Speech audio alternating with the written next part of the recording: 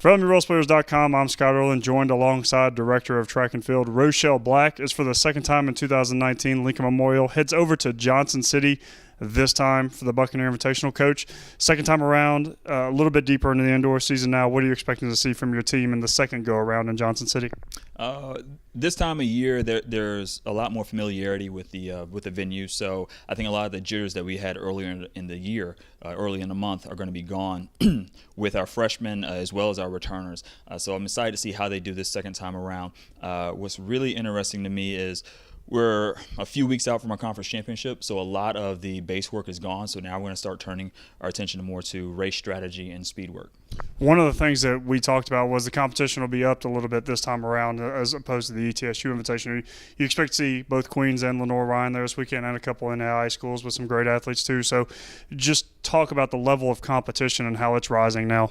Yeah, not only will we have teams from Tusculum will be there, but not only teams like Queens and LR, Tusculum. I think Carson Newman will be there as well with it being a short drive.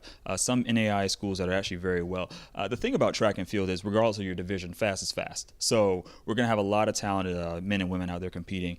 Because we're a month into the school year, a lot of the training, like I said a few seconds ago, a lot of the training is done. So it's now just racing and trying to improve those times and marks. One of the things I know, or one of the events you really wanted to put the spotlight on this weekend in particular, was the men's DMR. Talk about what you're expecting to see from them and why you have high expectations for them heading into this race. Well, for this weekend, I really want to see how our two relays do in terms of the men's DMR and the women's 4x4, and even the men's 4x4 as well. A lot of people think that track is an individual sport, and it is to an extent, but the relays is something where everyone can come together and cheer for a common goal.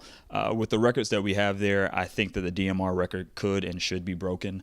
We've got a good group of 4 guys running, so I want to see how that works. On the women's side, the women's 4x4, they are ranked, I believe, 4th, maybe 5th in our conference, so I want to see if they can improve that ranking, and in doing so, improve that school record. Look, the people that ran on the 4x4 last year are all back, but we actually we're substituting one person out for another person, so we want to see if that's a better combination. And really, you start to look at it, we're not that far away now at this point from the SAC Indoor Championships. How is the intensity starting to increase and kind of rev up as we get further along and closer to that? Yeah, our championships are the end of February, the last full weekend of February. So I want to see what they do for the next few weeks. Like I said before, the base work, a lot of that strength training is gone. Now everything is more power-based, more speed-based, get moving quickly, a lot more recovery, but the intensity is going to be picked up a notch.